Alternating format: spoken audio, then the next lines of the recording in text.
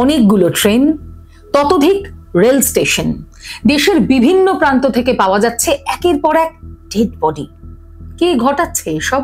প্রত্যেকটা ডেড বডির মধ্যে আবার একটা মিল আছে। তাদের পাওয়া যাচ্ছে হয় এক্সপ্রেস ট্রেনের কামরার ভিতর, নয়তো রেল স্টেশন লাগোয়া এলাকায়। এতগুলো খুনের পিছনে মাস্টারমাইন্ড কে? কে সে? দেখা যাক।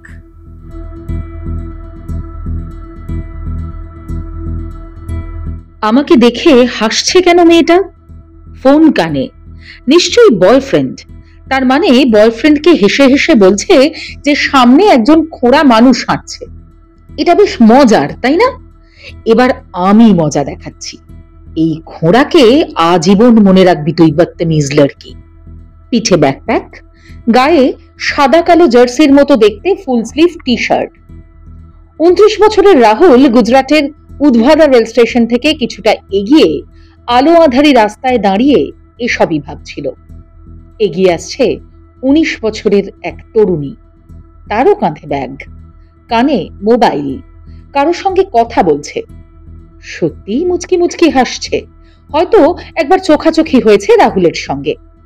তখনই তার মুখে হাসি দেখে রাহুল ভেবেছে তাকে দেখেই ওই হাসি, কারণ সে ভালো করে হাঁটতে পারে না।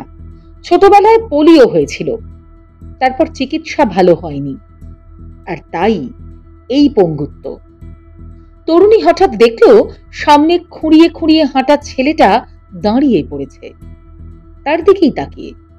মেয়েটি একটু থমকে গেল। সে টিউটোরিয়াল থেকে আসছে, এখন সন্ধ্যা, এই পথ তার শর্টকাট হয় বাড়ি যেতে। কিন্তু কিন্তু ছেলেটা থেমে গেল কেন? আমাকে চেনে নাকি? তরুণী দ্রুত পা বাড়ালো, কিন্তু পারল না যেতে।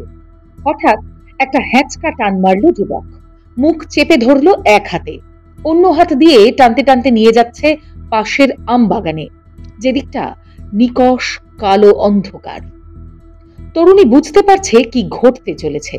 সে চিৎকার করছে, কিন্তু লোহার মতো শক্ত হাত যুবকের। একটি শব্দ বাইরে আসছে না আর্তনাদের। জামা কাপড় টান মেরে খুলে ফেলেছে পশুটা।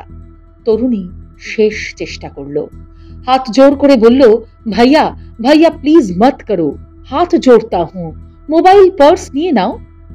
রাহুল মুখ নামিয়ে আনছে তরুণীর মুখের উপর, হিসিস করে বলছে, আমার খুঁড়িয়ে হাঁটা দেখে খুব হাসছিলি তাই না? আমার পা নিয়ে হাসাহাসি করছিলি তো একটু আগে, তখন মনে ছিল না এসব?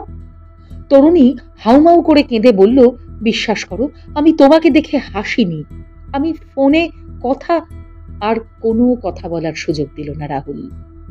উপর্যুপরি তরুণীকে শুধু যে চরম লাঞ্ছিত করলো তাই নয়, গলা টিপে প্রাণটাও বের করে দিল।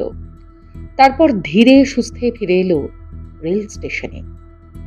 অনেকক্ষণ দুধ আর বিড়ি খাওয়া হয়নি। দ্রুত স্টল থেকে ঠান্ডা দুধ খেয়ে নিল, এটাই নেশা তার।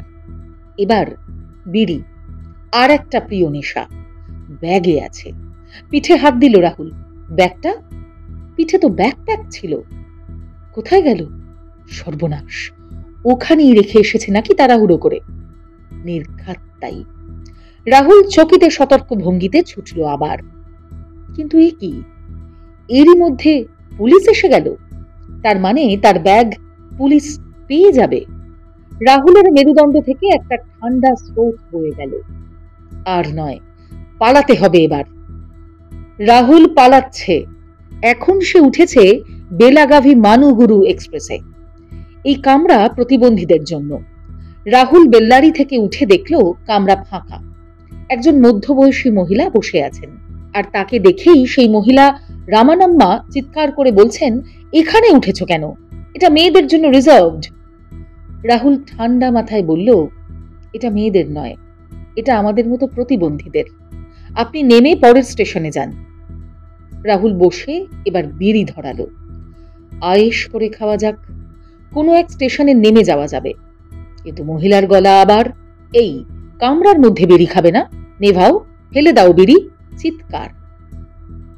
রাহুলের মাথায় একটা কিছু অসুখ আছে, চিৎকার করে কথা বললে সে সহ্য করতে পারে না।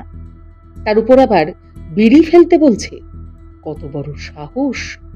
আমাদের মতো পঙ্গুদের কামরায় সুস্থ মানুষ হয়ে উঠেছে, আবার আমার উপরই চোখ রাঙানি। রাহুল বিড়িটা মুখে ধরে রাখল, উঠে এলো। ট্রেন তখন সর্বোচ্চ স্পিড নিয়েছে, হু হু করে বাতাস ঢুকছে। রাহুল মহিলার সামনে গিয়ে একরাশ ধোঁয়া ছেড়েই গলাটা টিপে ধরল। যতক্ষণ না পর্যন্ত মহিলার ধরফরানি বন্ধ হলো, এক হাতে বিড়ি খেতে খেতে রাহুল অন্য হাতকে সাঁড়াশির মতো চেপে রাখলো মহিলার গলায়। নিস্পন্দ হলেন রামানাম্মা। পরের স্টেশন ৮ ঘন্টা পর। নামার আগে রাহুল রামানাম্মার ব্যাগ হাতড়ে পেয়ে গেল ২৫,০০০ টাকা আর মোবাইল ফোন। স্টেশনের দিকের দরজা ভিতর থেকে লক করে দিল, আর উল্টো দিকের দরজা থেকে লাফ দিয়ে নেমে গেল রেল লাইনে। হরিয়ানার রোহতকের রাহুল করমবীর ১ মাস আগেই পুনে কন্যাকুমারী ট্রেনে এক বৃদ্ধকে এভাবেই হত্যা করেছে।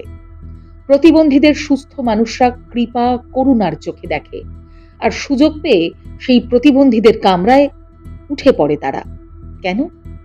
অতএব সুস্থ মানুষকে মেরে ফেলে আনন্দ পায় রাহুল, আর তাদের দেখে হাসলে কি হয় সেটা তো কয়েকদিন আগে ওই গুজরাটের মেয়েটাই শিক্ষা পেয়েছে।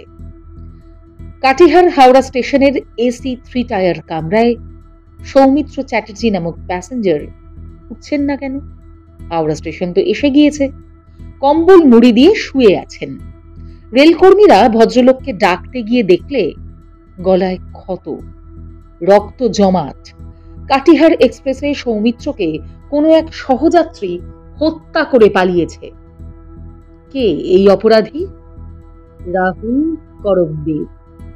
গুজরাট, হাওড়া, সেকেন্দ্রাবাদ, রাজস্থান, মুম্বাই, বেল্লারির পুলিশ হন্যে হয়ে যাকে খুঁজছিল, সে এক ২৯ বছর বয়সী প্রতিবন্ধী আপাত নিরীহ দেখতে যুবক, রাহুল করমবীর। এই প্রতিটি রাজ্য পুলিশের সম্মিলিত তদন্তের জেরে রাহুল অবশেষে গ্রেপ্তার হলো ২০২৪ সালের নভেম্বর মাসে। এভাবে আর কটা মার্ডার করেছিস জানতে চাইল তদন্তকারীরা। রাহুল ভাপি পুলিশ স্টেশনে বসে বলল, বলছি স্যার, আগে এক গ্লাস ঠান্ডা দুধ আর বিড়ি হবে?